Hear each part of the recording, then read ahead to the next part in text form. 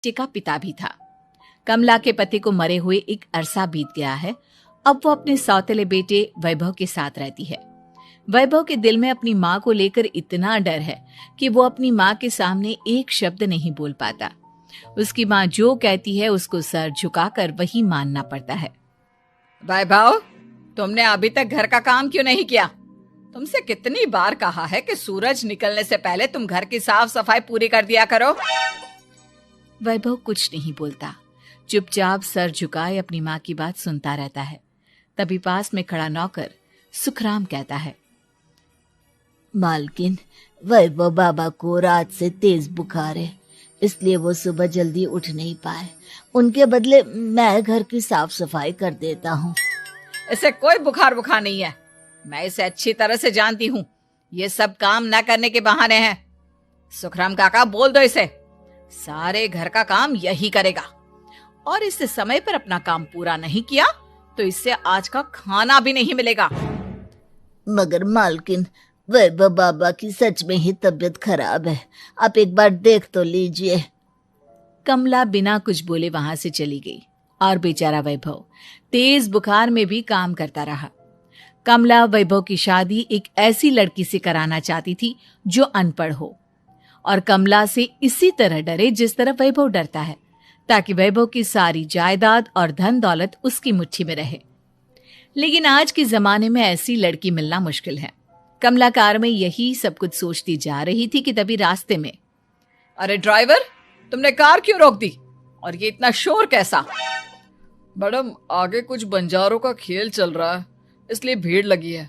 मैं अभी भीड़ को साइड में करवाकर कार निकालता हूँ। ड्राइवर भीड़ को साइड करके कार निकालने की कोशिश करने लगा कि तभी कमला की नजर रस्सी पर चल रही एक फुलवा नाम की बंजारन पर पड़ी। क्यों ना मैं इस बंजारन की शादी वैभव से करा दूं? ये तो अनपढ़ लग रही है, मेरे पैरों तले दबकर भी रहेगी। मुझे अभी इसके माँ बाप से बात करनी होगी। ये सोचकर कमला ने उन बंजारों से बात की और उन्हें शाम को अपने घर बुलाया। फुलवा के माता पिता वहां उसे लेकर आ गए। उन्होंने इतना आलीशान घर पहले कभी नहीं देखा था। अच्छा हुआ आप लोग आ गए। देखिए, मुझे घुमा फिरा कर बात करने की आदत नहीं है, इसलिए सीधे सीधे मुद्दे पर आती हूँ। मुझे आपकी बेटी बहुत पसंद है। मैं अपने इकलौते बेटे की शादी आपकी बेटी फुलवा से कराना चाहती हूँ।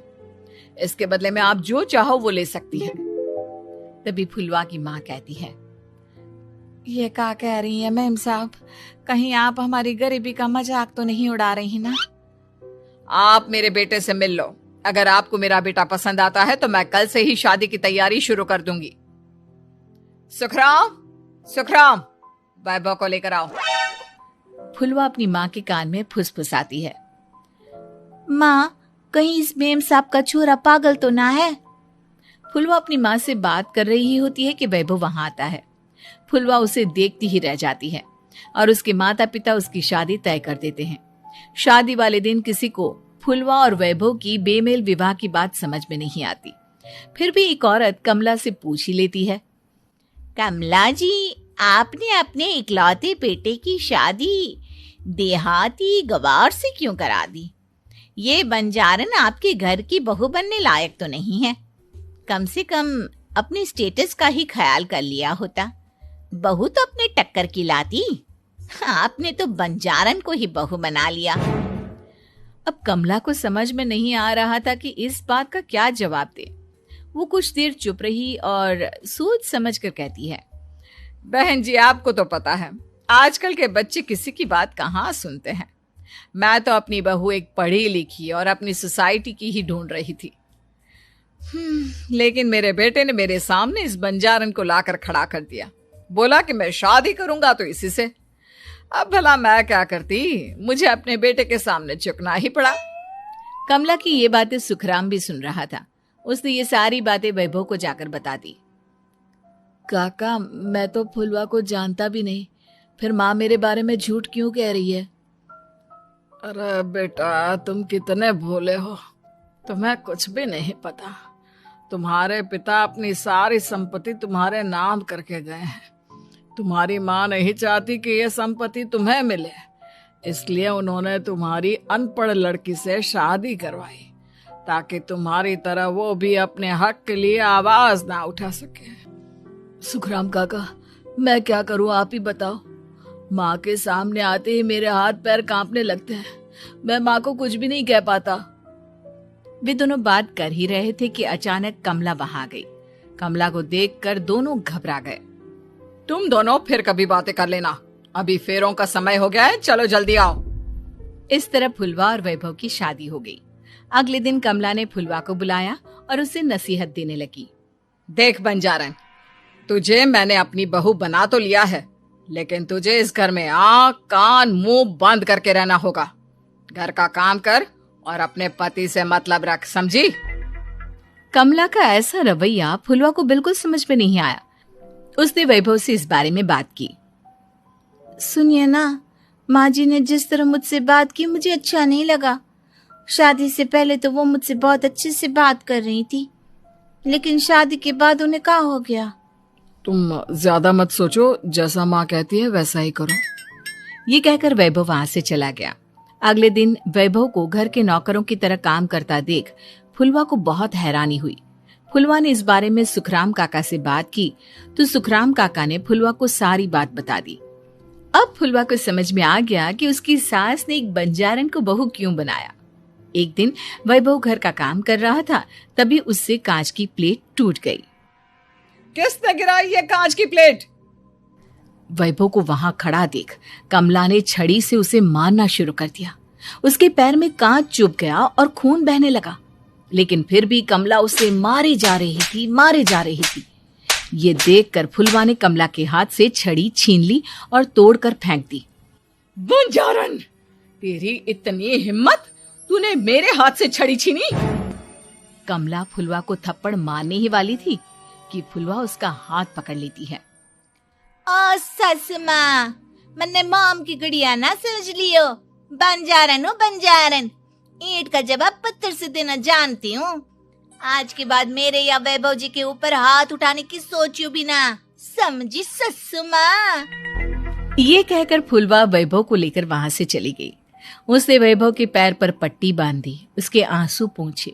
वैभव ने पहली बार किसी के दिल में अपने लिए इतना प्यार महसूस किया। अब फुलवा वैभव का हर काम में हाथ बटाती, उसका बहुत ख्याल रखती। इस तरह दोनों बहुत ज्यादा नजदीक आ गए। वहीं दूसरी ओर कमला सारी जायदाद अपने नाम करने की साजिश करने लगी और एक दिन, वैभव, वैभव, जल्दी बाहर आओ। कमला की आवाज सुनकर वैभव और फुलवा अपने कमरे से बाहर आ गए। जी माँ, आपने बुलाया? ये ले, इन कागजों पर साइन कर दे। वैभव कागजों पर साइन करने ही वाला था कि फुलवा वैभव के हाथ से पेन छीनकर कहती है, ना वैभव जी, आप इस पर हस्ताक्षर नहीं करेंगे। आओ बंजारन, मैं तुझसे बात नहीं कर रही। ये बात मेरे और मेरे बेटे के बीच की है। चुपचाप पेन दे दे, नहीं तो तेरी खाल उधेड़ लूंगी। ससु माँ, बंजारन की खाल इतनी भी ढीली ना होवे कि कोई भी उधेड़ लेवे। जो यकीन ना आता हो तो देख ले उतार के। और हाँ, बंजारन जरूर हूँ पर अनपढ़ ना हूँ। मन्ने भी पता है कि किसी भी कागज पर साइन करने से पहले उसे अच्छी तरह पढ़ लेवे हैं। पेन देती है या नहीं? ये कहकर कमला फुलवा को मारने आई तो फुलवा ने कमला को धक्का दे दिया और वो नीचे गिर गई। कमला डरकर वहां से भाग गई। अब फुलवा ने वो कागज उठाए और वैभव के साथ सीधा वकील के पास चली गई। वकील ने वो कागज देखी और फुलवा को बताया, वैभव के पिता की सारी जायदाद और संपत्ति वैभव के नाम है, लेकिन वैभव की सौतेली माँ इस संपत्ति को अपने नाम कराना चाहती है, इसलिए इन कागजों पर वो साइन करा रही थी। तो अब हमें क्या करना चाहिए वकील साहब? वकील ने फुलवा और वैभव को सब कुछ अच्छी तरह से समझा दिया। अब दोनों घर पर पुलिस को लेकर पहुंचे। कमला पुलिस को देखकर घबरा गई। पुलिस ने कहा, आपके नाम की कंप्लेंट हुई है, आपको हमारे साथ थाने चलना होगा। कंप्लेंट? कैसे कंप्लेंट? आप अपने सौतेले बेटे पर बहुत अत्याचार करती हो, धोखे से सारी जायदाद अपने नाम करा रही थी। अब नहीं इंस्पेक्टर साहब, जरूर ये मेरी बहू की कोई साजिश है, इसने गलत कंप्लेंट की है। मैडम, शिकायत आपकी बहू ने नहीं बल्कि आपके बेटे वैभव ने की है। कमला वैभव का नाम सुनकर दंग रह गई। जिस बेटे ने कभी उसके सामने सर नहीं उठाया था, आज वही बेटा उसके सामने पुलिस को लिए आया है। वैभव, तुम्हारी इतनी हिम्मत कि तुम पुलिस को ले आए? हाँ माँ, मैं लाया हूँ पुलिस को, और मेरे अंदर इतनी हिम्मत कभी ना आती अगर फुलवा मेरा साथ ना देती। आपने बंजारन बहू को लाकर अपने ही पैर पर कुल्हाड़ी मारी है माँ। मैडम, आपकी बात खत्म हो गई हो तो चलो हमारे साथ। वैभव, मुझे माफ कर दो, मुझे थाने मत भेजो। आज के बाद मैं तुम्हें कभी नहीं मारूंगी, तुम्हें कभी परेशान नहीं करूंगी, मुझे माफ कर दो।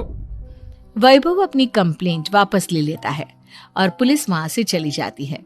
वैभव अपनी सौतेली माँ से कहता है, मैंने पुलिस को वापस तो भेज दिया है, लेकिन मैं आपको माफ नहीं कर सकता। आपने बचपन से आज तक कभी मेरे सर पर हाथ नहीं रखा, हमेशा मुझे मारती रही।